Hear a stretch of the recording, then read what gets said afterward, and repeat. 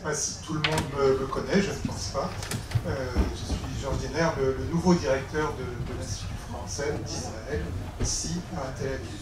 Je précise cela parce que nous avons, comme vous le savez probablement, 2 antennes également, une à Haïfa et l'autre à Nazareth.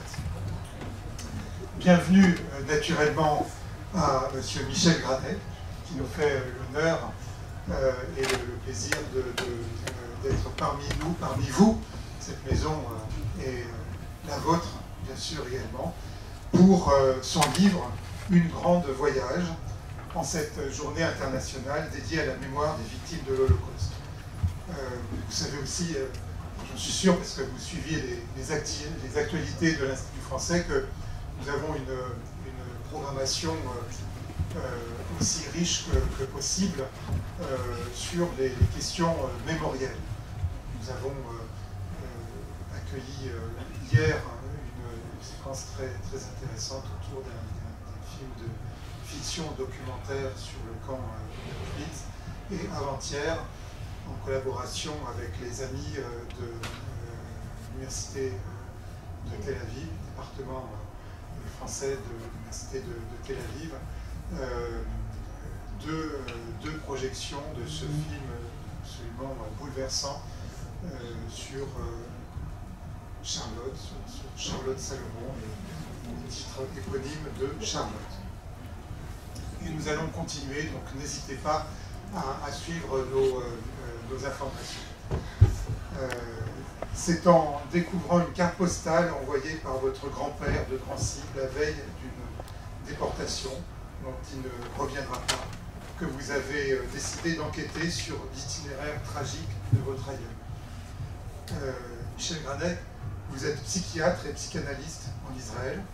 Vous êtes également responsable de la traduction et de l'édition en hébreu d'ouvrages de psychanalyse et éditeur d'une anthologie de la psychanalyse française en hébreu. Votre premier ouvrage, paru en 2018, a pour titre « Le complexe de Josiane, nouvelle psychanalytique ». Merci encore d'être avec nous pour nous parler de votre second livre, « Une grande voyage », dont le titre est un clin d'œil à l'accent yiddish, car c'est un témoignage essentiel du travail de mémoire nécessaire dans cette période sombre de notre histoire. J'en profite également pour saluer la grande prêtresse de cette séquence, Stéphanie Soufflet, qui est notre nouvelle responsable du pôle livre à l'Institut français. Merci encore à vous deux pour cette séquence, et merci à toutes et à tous. Nous partirons demain matin. Nous ferons une grande voyage. Je pense que nous nous verrons bientôt. Bonjour pour toi et pour mon cher Jo. Je vous embrasse, mes chers. M. Granek. Moshek Leib Granek avait laborieusement écrit en français. Il n'avait pas le choix. À Drancy, les internés écrivaient uniquement sur les cartes postales imposées par la censure avec en prime le timbre à l'effigie de Pétain. Et pas de yiddish ou de polonais, seulement du français. Et puis, il était aussi tenu à ce crayon mal taillé. Il était certain d'avoir multiplié les fautes d'orthographe. En français, les mots ne s'écrivaient jamais comme on les entend. Et puis, est-ce que Sora recevrait jamais cette carte? Et si oui, saurait-elle la déchiffrer? La comprendre? Jo sûrement, lui, le pourrait. Il n'était pas né en France, non, mais presque. Et y avait fait toutes ses études brillamment.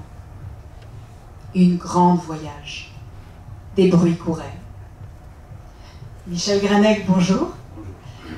Une grande voyage, c'est l'histoire de votre grand-père, mais aussi le parcours de votre père. Pouvez-vous nous en parler? Du grand-père, du père? De l'histoire en général. D'abord, avant tout, j'étais surpris quand vous avez lu cette affaire postale, parce que je la connais par cœur. Je l'ai écrite, et quand je vous ai entendu la lire, ça m'a ému d'une manière absolument, qui m'a surpris. Et comme si je l'entendais pour la première fois. Enfin, je suis encore un peu bouleversé par ce que j'ai entendu, bien que je le connaisse. Le grand-père, c'est un grand-père qui existait toujours un peu en filigrane, si vous voulez, dans la mesure où je savais que mon père avait eu un père qui était disparu à Auschwitz. Je savais son nom, il y avait quelques photos,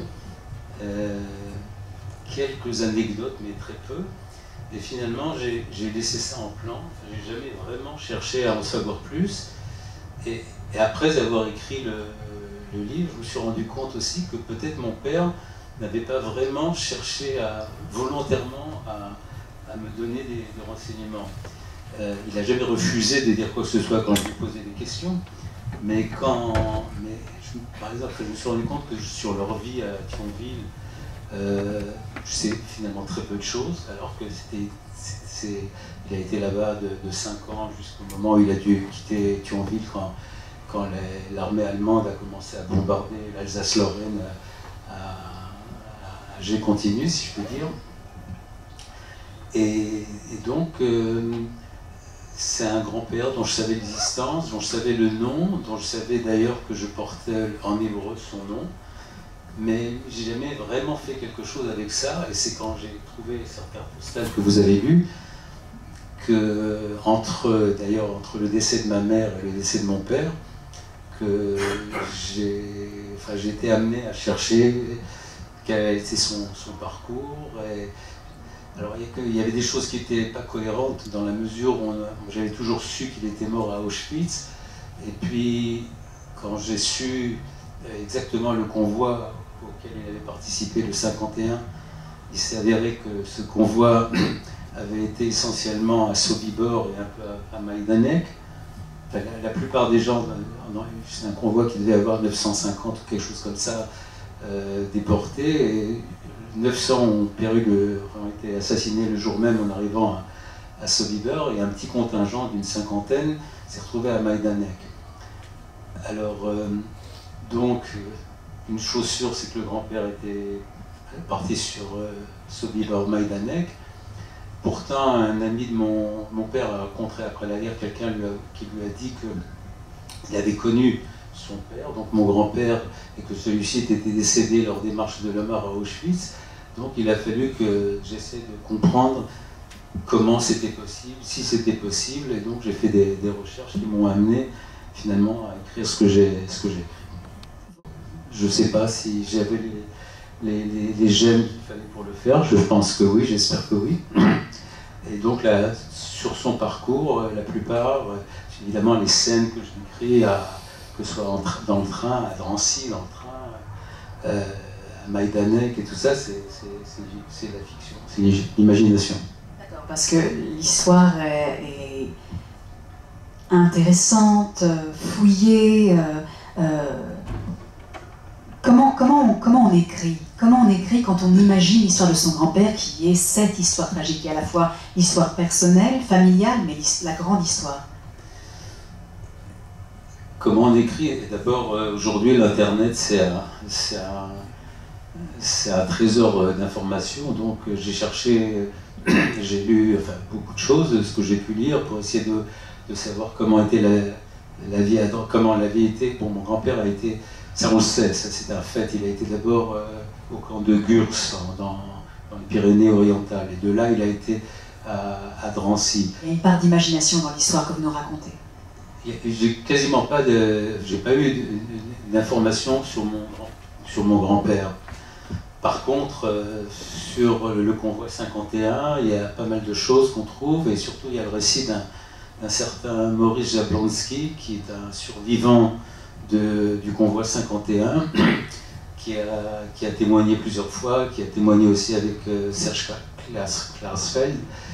Et finalement, j'ai copié, si je peux dire, son parcours pour le coller sur celui de mon grand-père. Alors, sur mon grand-père, finalement, sauf les quelques données indiscutables, la plupart, c'est effectivement de l'imagination. J'ai essayé de me mettre dans sa peau. Je ne sais pas si j'avais les gènes qu'il fallait pour le faire. Je pense que oui, j'espère que oui. Et donc, là, sur son parcours, la plupart, évidemment, les scènes que je décris, que ce soit dans le train, à Drancy, dans le train, à Majdanek et tout ça, c'est la fiction, c'est l'imagination. D'accord, parce que l'histoire est intéressante, fouillée. Comment on écrit? Comment on écrit quand on imagine l'histoire de son grand-père, qui est cette histoire tragique, qui est à la fois l'histoire personnelle, familiale, mais la grande histoire? Comment on écrit? D'abord, aujourd'hui, l'Internet, c'est un trésor d'informations. Donc, j'ai cherché, j'ai lu beaucoup de choses, ce que j'ai pu lire, pour essayer de savoir comment était la vie, comment la vie était. Bon, mon grand-père a été, ça on le sait, ça c'est un fait, il a été d'abord au camp de Gurs, dans les Pyrénées-Orientales, et de là, il a été à Drancy. Alors j'ai cherché à savoir comment était la vie à Gurs, comment était la vie à Drancy, comment on passait de Gurs à Drancy, comment on passait de Drancy dans les trains, que ce soit à Majdanek, à Auschwitz, comment était la vie, etc. etc. Donc j'ai lu énormément de choses, et il y a aussi beaucoup de témoignages sur Internet. On trouve beaucoup de témoignages de gens qui ont survécu, qui racontent ce qu'ils ont vécu à tel endroit, à tel endroit. Donc il y a vraiment une source inépuisable de témoignages à laquelle j'ai fait appel pour essayer de... Alors justement, vous parliez de l'histoire avec un petit H, et l'histoire avec un grand H. Moi j'aime bien dire, comme Georges Perec, avec une grande H, quand il s'agit de la Deuxième Guerre mondiale. Et alors justement, j'ai voulu d'une part raconter l'histoire imaginer finalement, a posteriori, finalement, en quelque sorte, donner une sépulture à ce grand-père qui est mort sans sépulture. C'est le petit H, mais j'ai voulu aussi que ça s'insère dans l'histoire avec un grand H, et j'ai essayé de dire le moins de bêtises possible, donc de me renseigner au maximum pour essayer de dire choses qui soient relativement, ou le plus possible, fidèles à ce qui s'était passé là-bas, pour autant qu'on puisse le savoir, aussi autant qu'on puisse l'imaginer, parce que je crois qu'il y a quand même quelque chose qui est imaginable avec la Shoah. Donc le livre parle dans un premier temps de cette histoire de votre grand-père, une histoire tragique, de camp en camp, de survivance en survivance jusqu'à la fin. Et puis la deuxième partie, c'est votre père, Jo. Oui, alors c'est plus optimiste. Enfin, ceci dit, il s'est quand même retrouvé à l'âge de 18 ans, ne sachant son père donc était disparu, il ne savait pas ce qu'il était devenu. Il était dans un collège quand les gendarmes sont venus le chercher, puisqu'il avait donc 18 ans. Et à ce moment-là, il s'est retrouvé tout seul, à se débrouiller dans la vie. Il a atterri dans plusieurs endroits. Il s'est retrouvé à Lyon, un peu par hasard. Et là-bas, il a retrouvé un ami qu'il connaissait Ernest Lambert, qu'il connaissait déjà de Thionville, qui était plus âgé que lui, et qui était responsable d'un réseau de résistance à Lyon. Et donc, par hasard, en quelque sorte, il l'a retrouvé, il a rejoint son réseau, il a appartenu donc à la résistance juive à Lyon. Et c'est d'ailleurs dans ce cadre qu'il a rencontré ma mère, dans la mesure où un jour, cette jeune femme, qui avait déjà fait de la résistance à Nice, a voulu, pour des raisons féminines, est partie à Lyon, a voulu aussi entrer dans le réseau, et on a demandé à mon père d'interroger cette jeune fille pour s'assurer qu'elle n'était pas une agente de la Gestapo ou quelque chose comme ça. Et le résultat, c'est moi. Alors justement, on parle de la résistance juive, et non pas que de la résistance en général. C'est très intéressant parce qu'on a peu de témoignages sur cette fameuse résistance juive. Vous pouvez nous en parler? D'abord, je crois qu'il y a quand même pas mal de témoignages sur la résistance juive. Il y a pas mal de... J'ai du mal actuellement, sur place, à vous donner les titres des bouquins, mais il y en a quand même pas mal qui ont été écrits. Il y a un monsieur Georges Loinger qui a écrit énormément et qui a fait éditer beaucoup de livres là-dessus.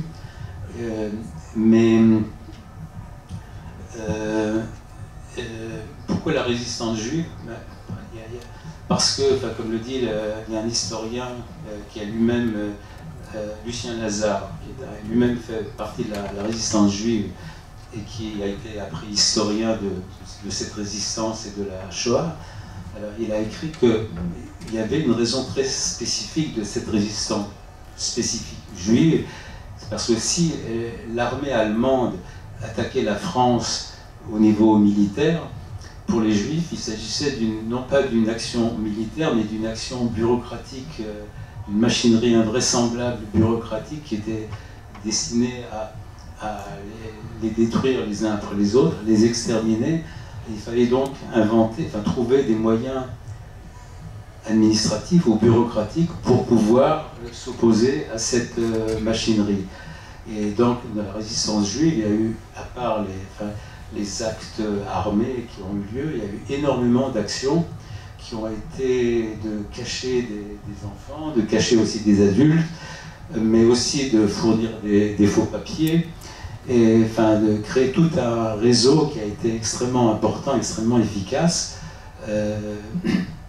qui a permis de sauver en 3/4 de la population juive en France, alors que c'est absolument pas le cas dans les pays voisins où la résistance juive était beaucoup moins organisée qu'en France. La résistance juive, c'est sûr, ça n'aurait pas pu marcher s'il n'y avait pas eu aussi autour de la résistance juive des Français, des religieux, des paysans, des ouvriers, des cellules communistes qui ont aidé cette résistance. Mais il fallait vraiment une action spécifique pour s'opposer à cette bureaucratie, cette machinerie bureaucratique monstrueuse que les nazis avaient mis en place.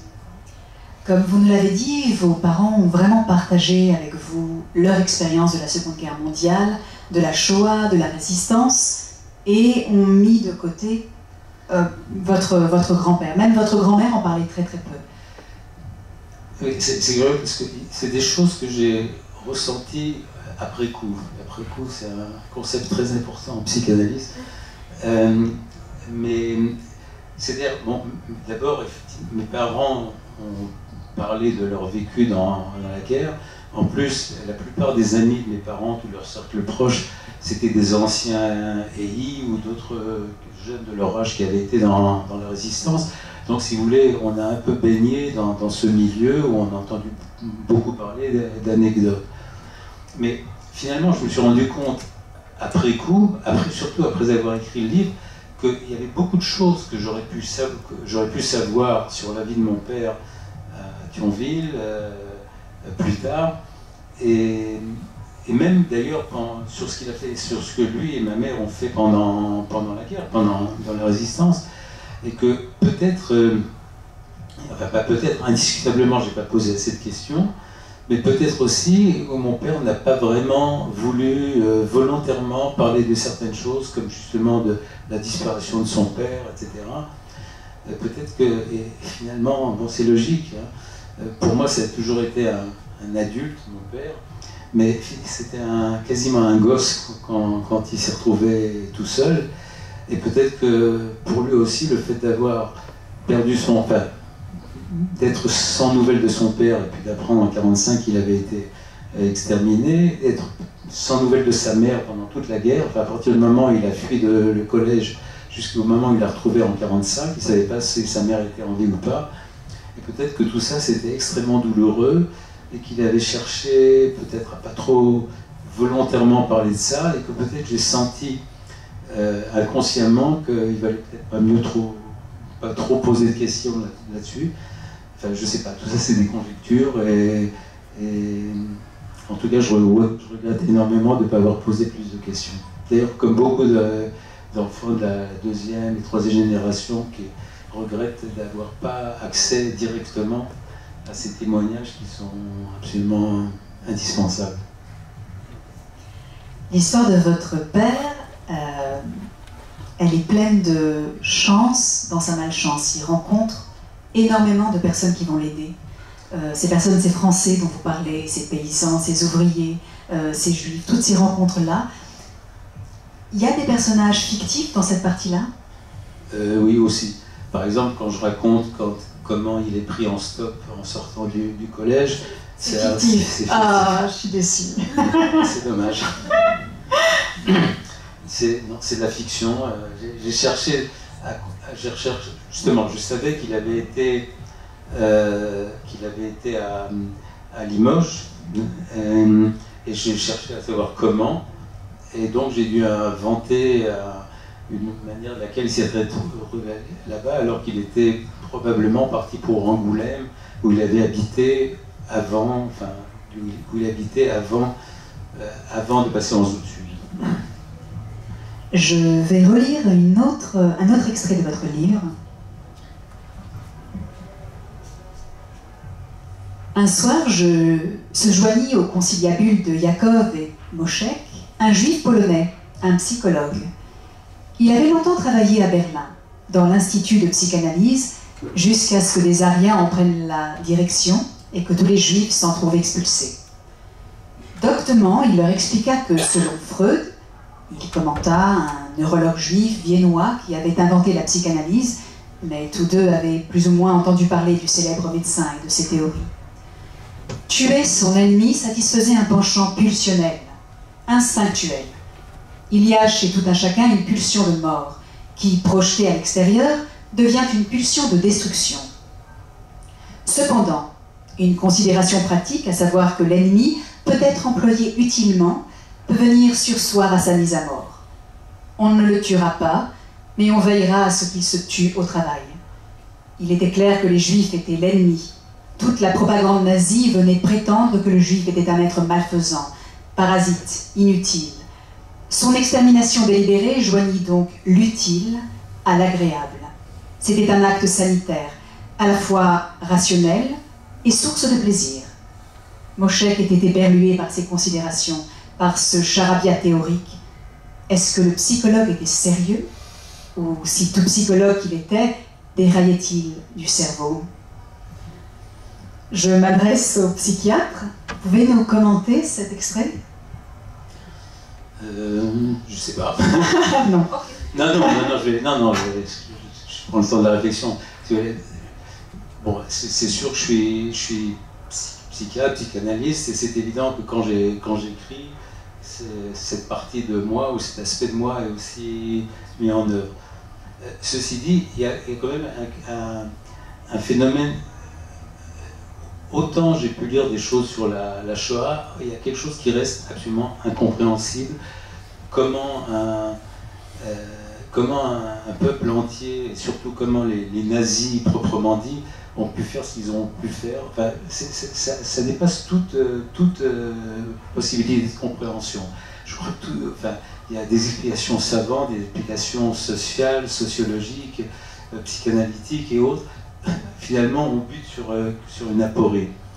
Et j'ai voulu essayer donc de montrer un psychologue qui essayait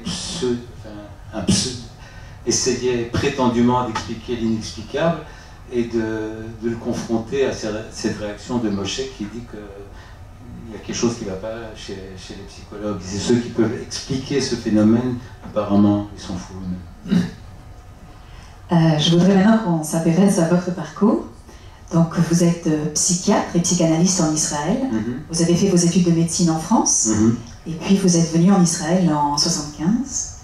Presque. Enfin, en fait, je suis venu déjà en 72. Sachant que je viendrai en Israël, j'ai décidé de faire mon stage interné en Israël. Donc, je suis venu en 72.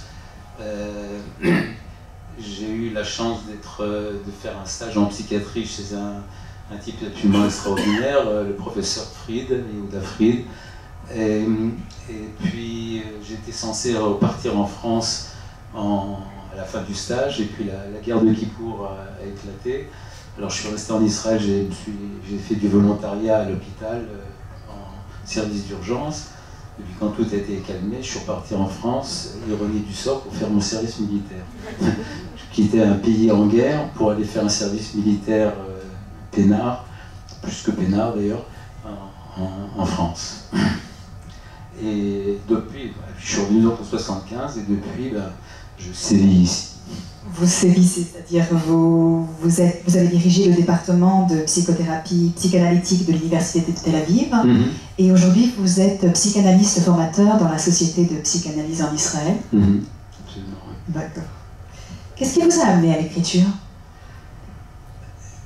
Ce qui m'a amené à l'écriture, là aussi, je peux répondre deux choses, parce que récemment, en fouillant dans des papiers, j'ai retrouvé des gribouillis que j'avais écrits quand je devais avoir 7 ou 8 ans. C'est assez cocasse, c'est pas très brillant, mais enfin bon, apparemment j'avais déjà quelque chose la plume qui me gratouillait déjà à l'époque. Non, et surtout, c'est que ce qui m'a amené à écrire, c'est en tant que justement de psychanalyste ou psychiatre, il y a des fois des patients qui sont des patients absolument impossibles.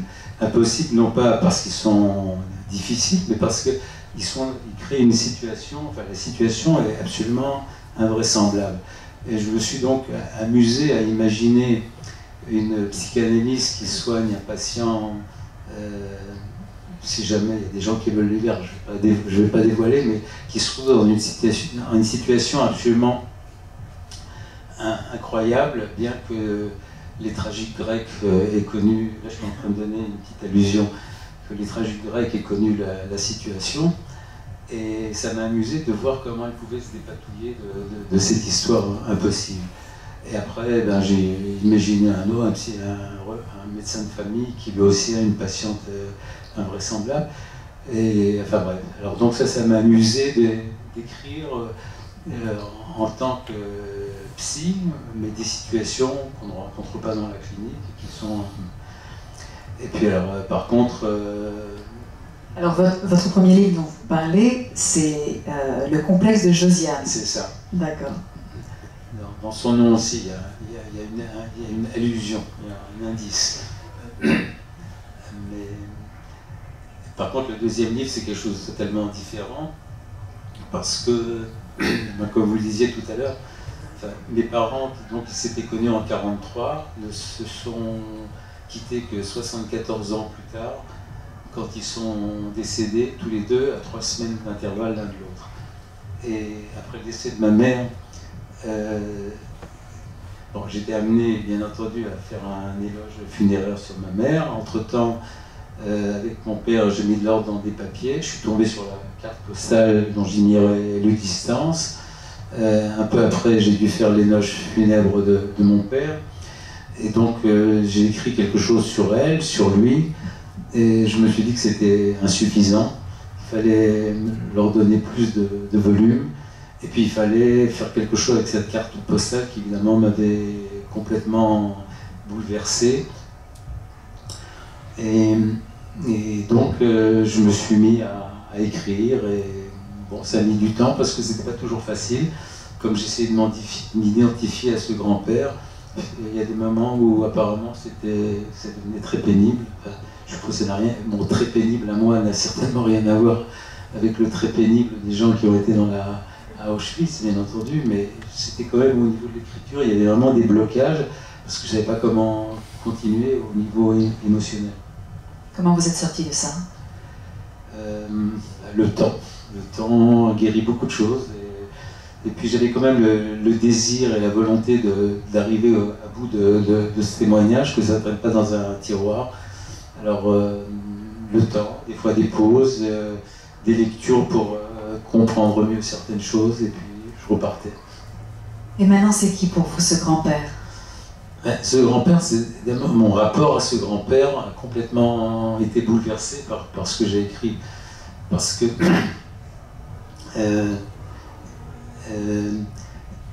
et j'ai dit, là, je viens de dire que j'ai essayé de m'identifier à lui.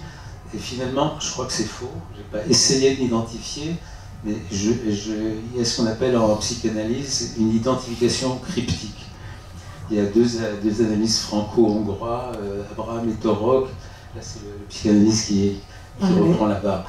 Il y a deux psychanalystes franco-hongrois qui ont parlé d'identification cryptique pour parler de situations dans lesquelles quelqu'un qui est porteur d'un secret, c'est souvent quelqu'un qui a été victime d'un traumatisme, ou qui a éventuellement aussi pu commettre quelque chose de grave, ne veut pas parler de ce sujet, mais il y a une transmission. Alors, quand on parle de transmission, il y a ce qu'on appelle les transmissions, là c'est vraiment un cours de psychanalyse, désolé, il y a les transmissions intergénérationnelles et les transmissions transgénérationnelles. Le intergénérationnel, c'est quand, à travers le discours, on apprend quelque chose de l'adulte. Mais le transgénérationnel, c'est quelque chose qui apparemment passe d'inconscient à inconscient. C'est pas quelque chose, c'est pas le discours qui fait passer quelque chose, mais c'est peut-être des attitudes, peut-être justement des évitements. Et je pense donc que finalement, encore une fois après coup, je pense que j'avais cette espèce d'identification cryptique à ce grand-père. Autrement dit que le grand-père existait en moi, il était dans sa crypte, il ne pouvait pas en sortir, je ne le connaissais pas vraiment, mais il était là. Et finalement, écrire ce livre, ça a été vraiment le sortir de sa crypte et lui donner une sépulture. Et alors c'est curieux parce que mes parents m'ont donné, je m'appelle Michel en France, en français, ils m'ont donné un nom hébraïque, Moshe Arié, ce qui est exactement Moshe Leib, c'est-à-dire exactement le nom de mon grand-père. Et je n'ai pas fait quoi que ce soit avec ce nom. Quand je suis arrivé en Israël, on me demande, quand on prend sa carte d'identité israélienne, on me demande le nom. J'aurais pu à ce moment-là prendre un nom, son nom. Et je ne sais pourquoi, j'ai choisi de rester Michel. Et peut-être que je n'étais pas encore mûr pour sortir de la crypte le grand-père et m'identifier à lui.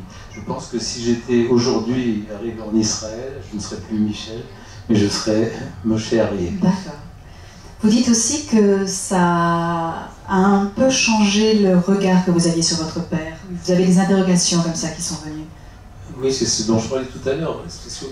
Mes parents étaient des gens extrêmement ouverts.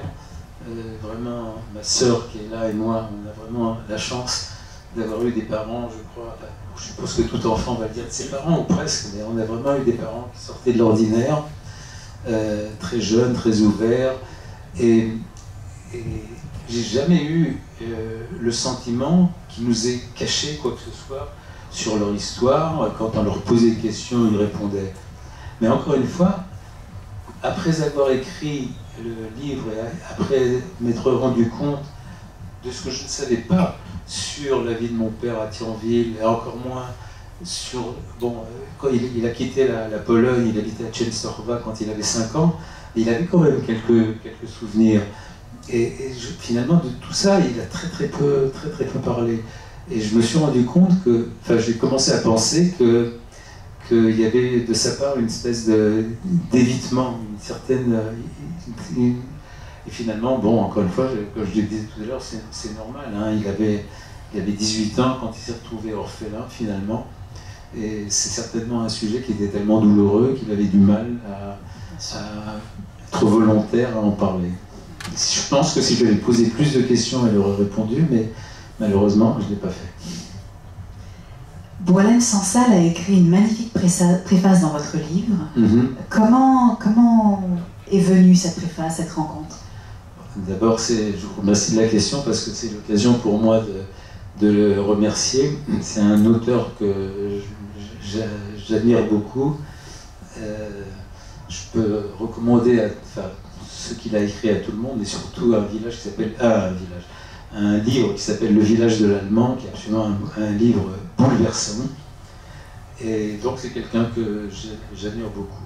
Il se trouve qu'il connaît un ami commun, Misha Volkovitch, qui d'ailleurs dirige la série de livres à laquelle ce livre fait partie. Et quand Misha était aussi l'un des premiers lecteurs de ce livre, ça lui a beaucoup plu, et il a proposé à Boualem Sansal de le lire et éventuellement de faire quelque chose. Alors, la première réaction de Boualem Sansal a été de dire encore un livre sur la Shoah, et donc il a été assez réticent, puis finalement il a quand même parcouru quelques pages, ça lui a plu, et alors du coup il a repris la lecture du livre et il m'a fait vraiment l'honneur, la fleur de m'écrire une si belle préface. D'ailleurs pour les gens qui ont qui voient la bande rouge qui est sur le livre, je crois que vous ne l'avez pas vous, mais il a proposé de mettre sur la bande rouge une grande livre pour une grande voyage, ce que je trouve très inventif et très bien. Et elle a écrit effectivement cette merveilleuse préface. Je pense qu'elle est préfacée par Boualem Sansal, C'est un grand honneur, un grand plaisir. Et bon, d'ailleurs, je suis un peu encore en contact épistolaire avec lui depuis, enfin, par mail. Malheureusement, je n'ai pas eu l'occasion de le rencontrer, mais j'espère que ça va se faire.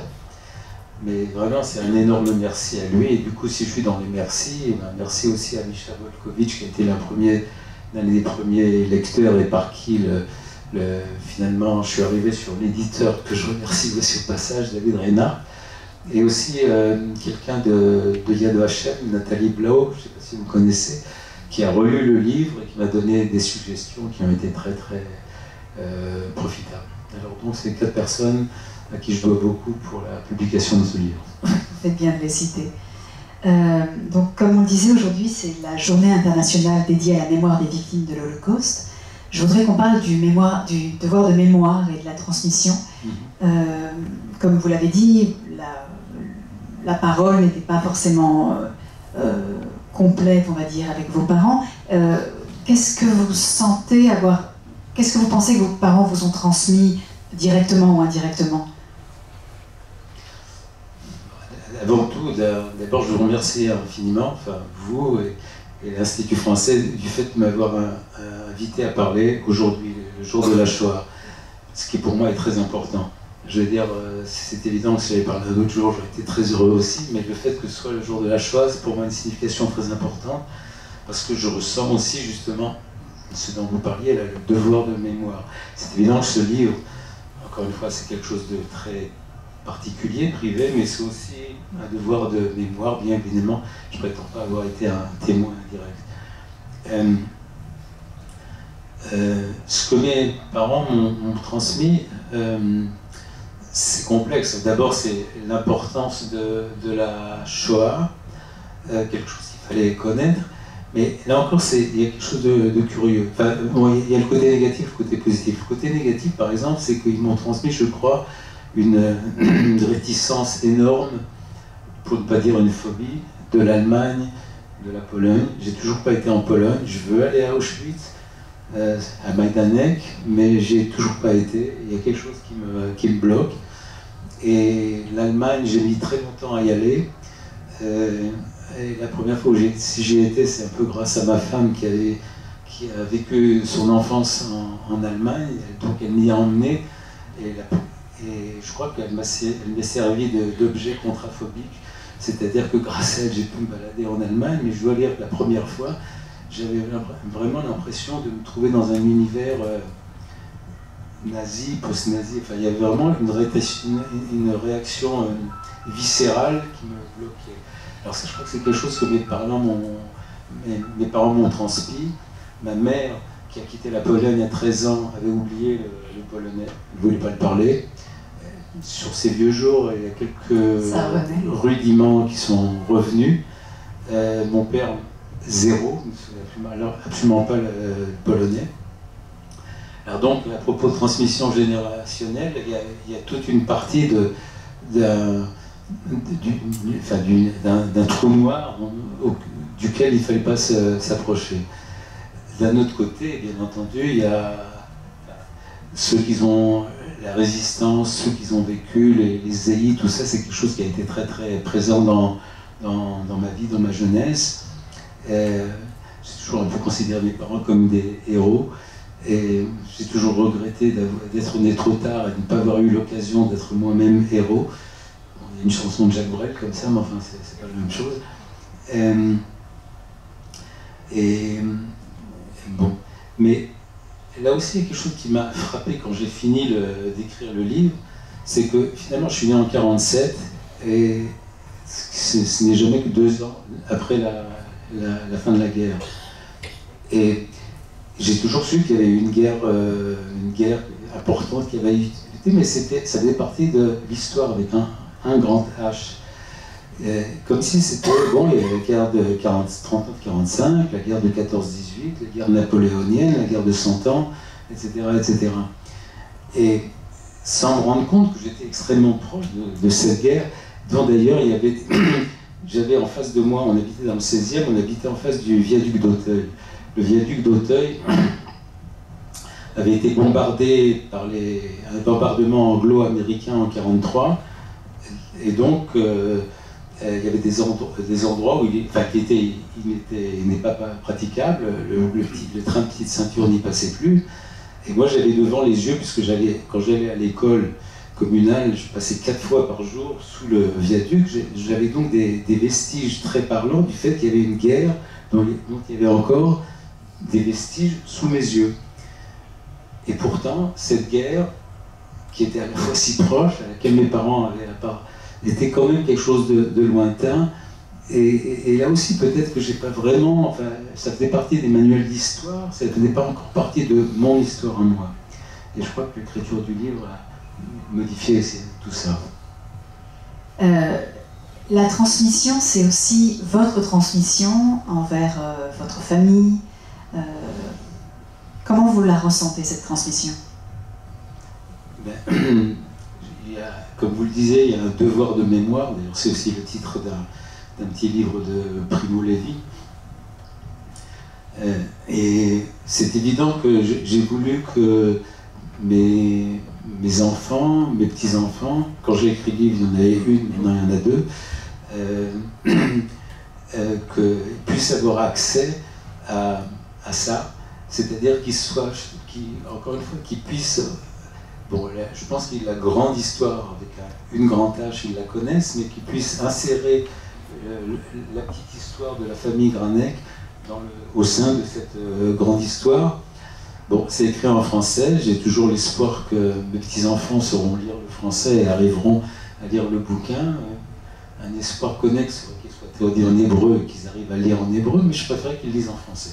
Et vous voulez dire qu'avant d'avoir écrit ce livre-là, vous ne sentiez pas forcément l'envie, l'obligation, le désir de transmettre cette histoire-là? Est-ce que vous l'avez fait? Est-ce que c'est venu depuis le livre?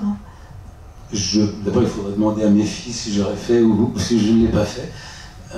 Ensuite, non, je crois qu'il y avait déjà ce désir, mais une fois que j'ai commencé à écrire, vraiment, c'était important que... Enfin, je les avais en tête comme lectrice. Et bon, quand le livre est sorti, ma petite fille, je ne sais pas quoi, elle devait avoir 3 ans ou quelque chose comme ça, évidemment, pas capable de lire en français, mais j'avais vraiment en tête, d'ailleurs la dédicace du livre, c'est à elle. Et c'est important pour moi qu'ils aient accès à ça, et j'espère que mes filles feront tout pour que mes petits-enfants aient accès à ça. C'est un appel, je crois. Est-ce que vous avez un projet de 3e livre? J'ai un projet qui est... Enfin oui, que j'ai fini plus ou moins fini un 3e livre. Je l'ai donné à lire à 2 ou 3 amis pour avoir un feedback et essayer de le reprendre. Ça s'appelle Crépuscule. J'espère qu'il trouvera un éditeur d'abord. Enfin, d'abord, il faut que je le retravaille. Il n'est pas encore tout à fait fini. Vous abordez quel thème dans ce livre? Le crépuscule. Oui, j'ai fait comprendre. Le crépuscule, c'est l'âge que j'ai où on commence à voir la nuit qui s'approche et on fait un petit peu un bilan, etc. Et donc, je parle pas mal de mon vécu. Et là aussi, il y a du vécu, il y a beaucoup d'imagination. Mais il y a encore besoin d'un polish et de quelques lecteurs de plus pour voir ce qu'on va en faire. D'accord. Est-ce que nous avons quelques questions? Quelqu'un voudrait intervenir? Oui, je viens vers vous.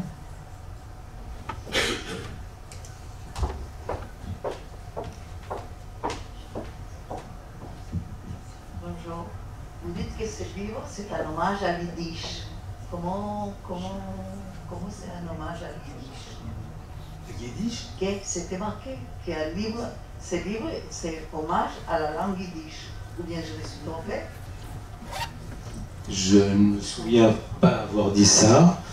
Je ne pense pas. Non, je ne pense pas que ce soit un livre, que ce soit un hommage à Yiddish. Je pense que c'est un hommage à c'est le devoir de mémoire de ma famille, et puis le devoir de mémoire peut-être pour les 6 millions de juifs qui ont péri pendant la Shoah, et puis pour tous leurs proches qui ont subi les ricochets, si on peut appeler ça des ricochets, de ce qui s'est passé. Mais pas le yiddish. Votre grand-père parlait pas le yiddish? Mon grand-père parlait certainement le yiddish. Mes grands-parents, les 4 parlaient yiddish. Mais encore une fois, ce grand-père, je ne l'ai pas connu. Je crois que mon père parlait yiddish essentiellement avec ses parents, beaucoup plus que polonais. Mais chez moi, à la maison, on parlait français. Bien sûr, comme dans toutes les familles juives, ils parlaient yiddish quand ils voulaient que je ne comprenne pas, et ça marchait.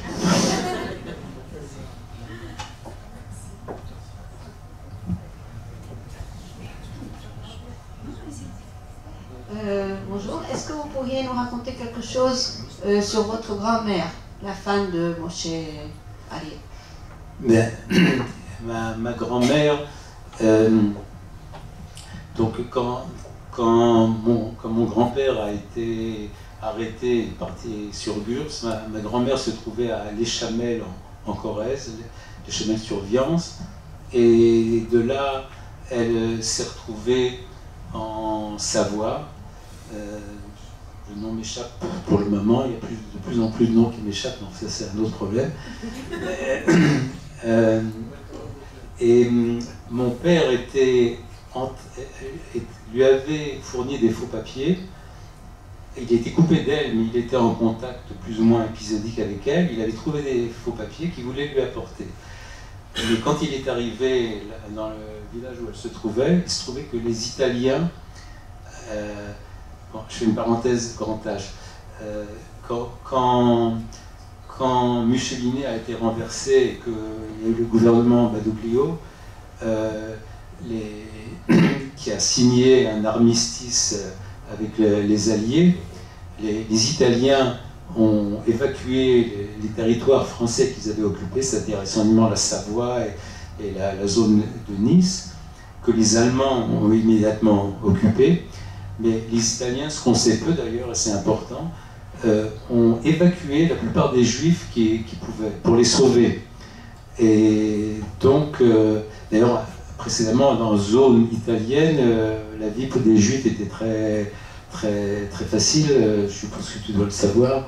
À Nice, les Juifs se promenaient comme ils voulaient, il y avait parler yiddish ouvertement, etc., etc.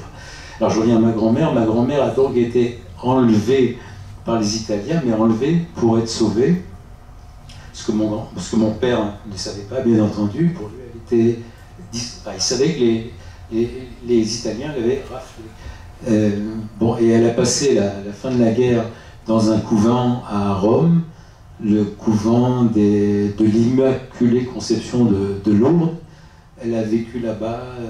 Alors là aussi, c'est quelque chose de curieux, parce que finalement, je ne sais rien de ce qu'elle a vécu dans ce couvent. Elle ne m'a jamais dit, et je ne lui ai jamais demandé non plus, parce que je ne comprends pas, comment elle a vécu là-bas, sa vie de tous les jours. Je pense que pour elle, une juive polonaise, vivre avec des bonnes sœurs, ça ne devait pas être très facile. Vivre au milieu de crucifixes et des choses comme ça ne devait pas être très facile. Je ne sais pas si elle a dû faire des prières ou pas, j'ai aucune idée. Mais justement, là aussi c'est un trou, j'ai aucune idée de ce qui s'est passé. Enfin, toujours est-il qu'elle a vécu tranquillement à la fin de la guerre là-bas à Rome. À la fin de la guerre, elle a été rapatriée sur Paris. Mon père, qui faisait des recherches à l'hôtel Lutetia, l'hôtel Lutetia avait servi de quartier général au renseignement nazi pendant la guerre. Et une fois que Paris a été libéré, c'est devenu au contraire un centre de recherche pour toutes les personnes déplacées. Alors mon père était là-bas quasiment tous les jours en train de rechercher son père. Il a retrouvé là-bas, par l'intermédiaire de la Croix-Rouge, il a retrouvé sa mère, qui est venue au départ habiter chez mes parents, qui habitaient déjà ensemble, bien que c'est pas bien du tout, mais bien que n'étant pas mariés, ils habitaient déjà ensemble. Et ma grand-mère a vécu avec eux un certain temps avant de voler de ses propres ailes.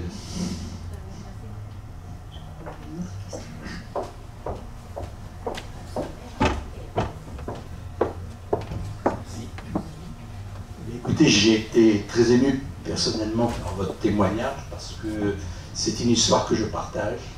Et mon grand-père maternel et son fils, donc mon oncle, ont été arrêtés en 1943 à Florac.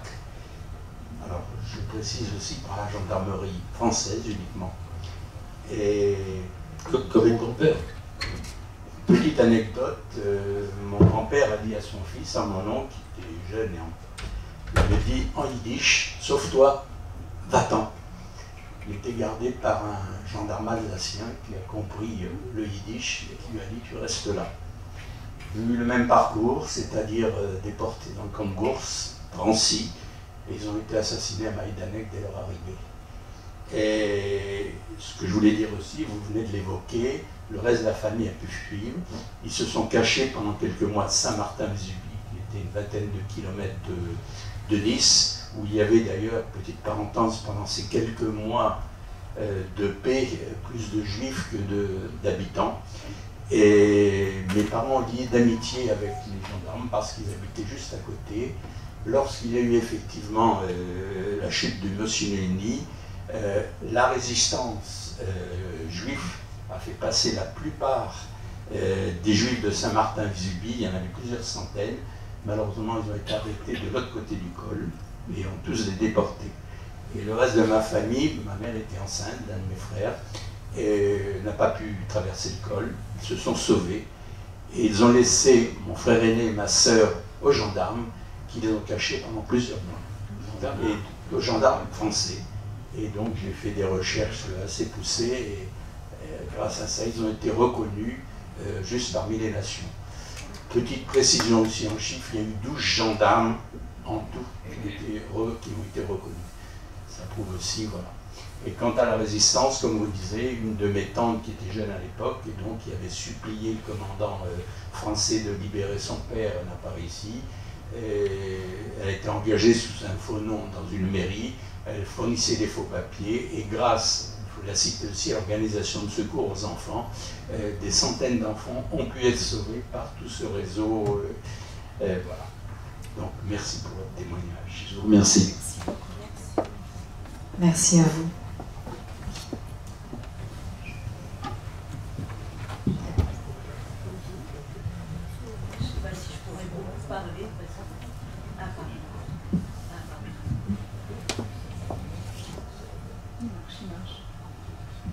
Il marche. Il est important de savoir que la résistance juive en France était très importante et il existe une étude très approfondie écrite par une historienne de l'université de Bar-Ilan. Malheureusement, ma mémoire me fait défaut. J'ai le livre à la maison et on y voit, on peut y lire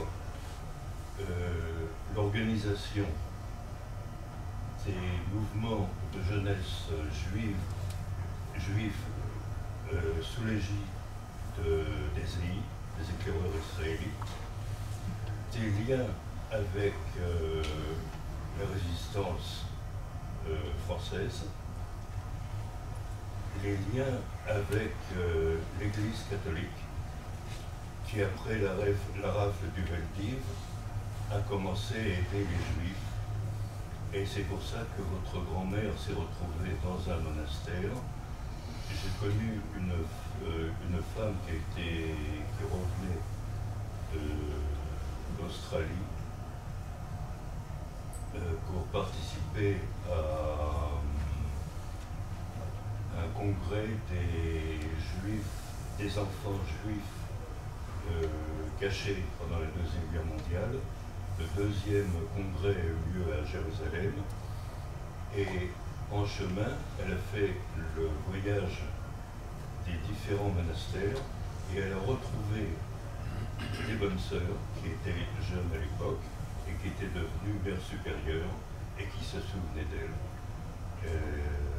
Et ce livre est très intéressant et montre également les liens avec le sionisme, car ils évacuaient les enfants soit vers la Suisse, soit vers l'Espagne, et l'Espagne vers la Palestine. Voilà.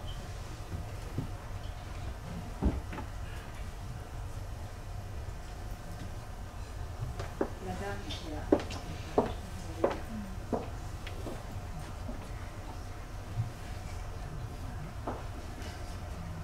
Alors d'abord, merci. Je ne sais pas à quel point je peux en parler parce que je fais partie des enfants du silence. C'est une expression qui ne vient pas de moi. Les enfants du silence, c'est cette deuxième génération auquel on n'a rien raconté. Or, on leur a tout de même tout transmis, à savoir transmis le traumatisme, mais sans son contenu.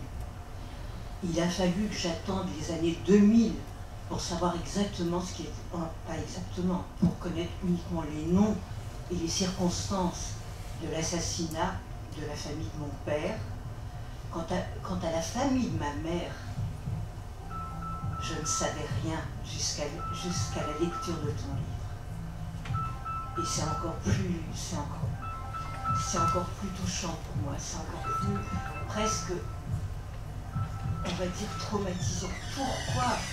Pourquoi ce silence? Je pense que c'était pour nous protéger. Et ils nous ont, nous, cette deuxième génération, ils nous ont protégés au point de nous envoyer en Suisse dans les années 50. C'est un peu bizarre, mais enfin c'est une autre histoire. Je pense qu'ils étaient incapables d'en parler. Et là, tu me donnes à moi une mémoire et tu répares quelque chose. Alors merci. Il y a 2 ans, devait avoir lieu à Jérusalem le congrès des psychanalystes de langue française. Et à cause du Covid, il n'a pas eu lieu. Il a eu lieu 1 an plus tard, mais par Zoom. Il ne s'est donc pas tenu à Jérusalem, ce que je regrette énormément. Et dans l'un des 2 rapports qui a été proposé, qui a été présenté par une psychanalyste française qui s'appelle Eva Veil, parle de la latence. Et parce que ce silence dont tu parles, c'est un silence qui a été prégnant pendant une vingtaine d'années, une trentaine d'années. Je veux dire, les gens qui avaient vécu la Shoah n'en parlaient pas.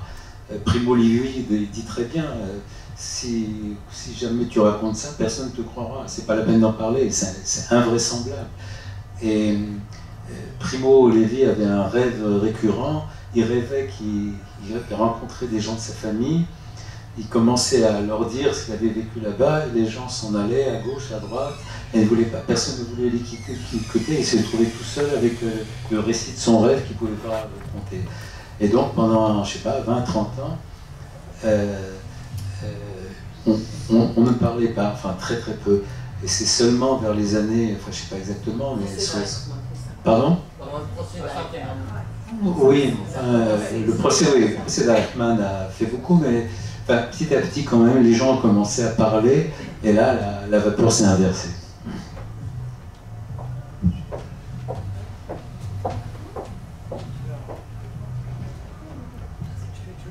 Est-ce que, par hasard, dans ta carrière, tu as eu comme patient des survivants de la Shoah, des gens qui tu as dû analyser, ou alternativement, effectivement, des gens de la seconde génération avec des problèmes mentaux graves? Et dans ce cas, est-ce que ça t'a aidé dans l'écriture de ton livre? Des survivants même, j'en ai eu peu. Enfin, j'en ai eu quelques-uns, plutôt des gens qui avaient été cachés que des gens qui avaient été revenus des camps de concentration. Deuxième génération, évidemment, beaucoup plus. C'est sûr que c'est pas que j'ai eu en écrivant en tête l'histoire particulière de quelqu'un, mais on absorbe, t'absorbes une petite histoire, et finalement, c'est tout un corpus qui devient, non pas mon histoire personnelle, mais enfin tout un corpus qui se joint à ce que j'ai pu lire, etc. Et c'est évident que tout ça, ça a contribué à ce que j'ai pu écrire, c'est indiscutable. Il n'y a pas dans les personnages fictifs qui apparaissent dans le livre, il n'y a pas une personne, j'avais pas en tête un patient particulier.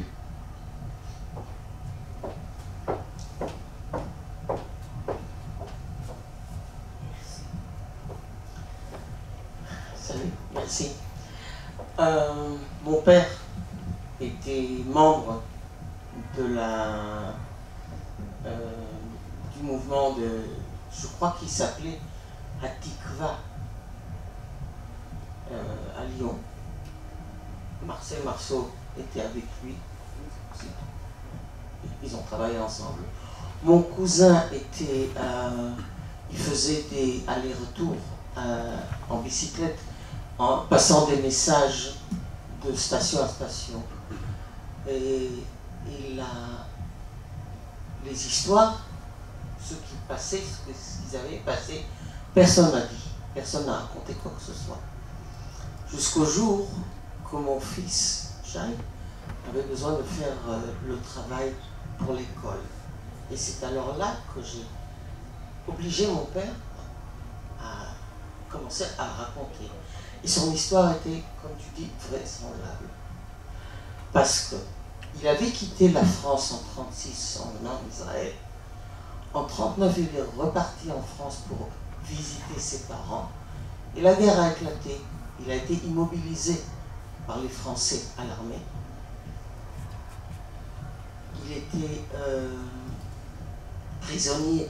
Il a été pris prisonnier par les Allemands. Prisonnier de guerre. Il s'est enfui, arrivé à Lyon et s'est intégré à la résistance. À la résistance juive, je crois que son groupe s'appelait la Tikva. Et tout ça, je ne le savais pas.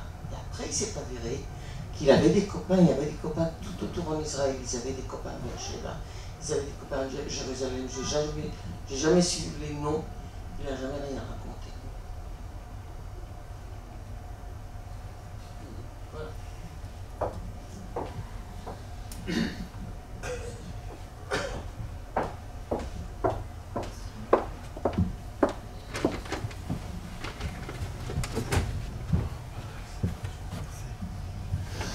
Bonsoir, j'avais au départ pas l'intention de prendre la parole, mais votre intervention de parler m'a amené à le faire. D'abord, les livres sur la résistance juive, le premier c'est celui de Ali Matour, qui est publié en 1970. Il y a beaucoup de travaux aussi de David Diamant.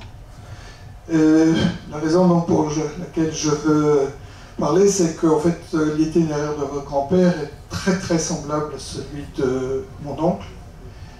Et il a été en fait arrêté en Corrèze. Il est passé une ou deux journées, il est passé à Gurs et il a pris ce même convoi 51 dont vous parlez. Et lui aussi, il n'a pas été tué aussitôt à Sobibor. Il faisait partie des quelques 50 personnes dont vous avez parlé, qui ont été envoyées autour de Majdanek. Et ma maman a reçu, après la guerre, une lettre d'un des survivants de ce convoi, qui prenait contact avec lui et qui lui disait nous étions parmi les 50 personnels médicaux qui se sont volontarisés. Et nous sommes rencontrés de temps en temps dans des camps différents. Nous étions affectés à des camps différents autour de Lublin, puisque Majdanek c'est en fait la banlieue de Lublin. Et après, j'ai perdu son contact.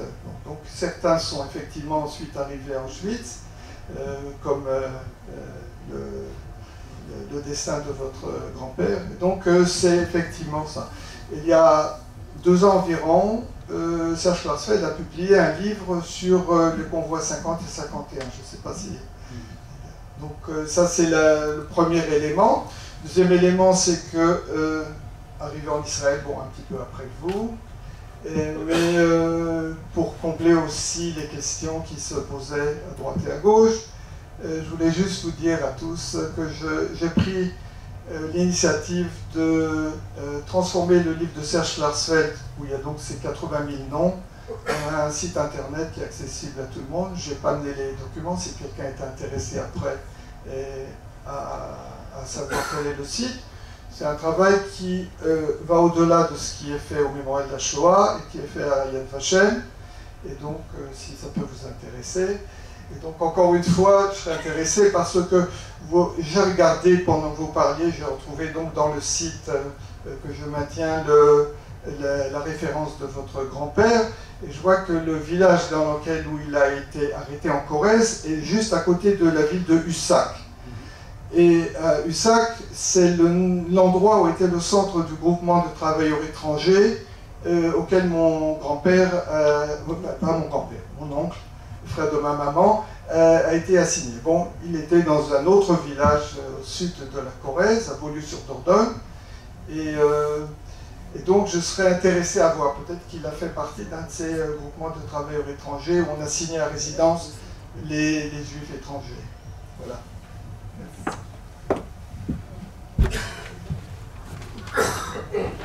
Merci à tous pour vos interventions.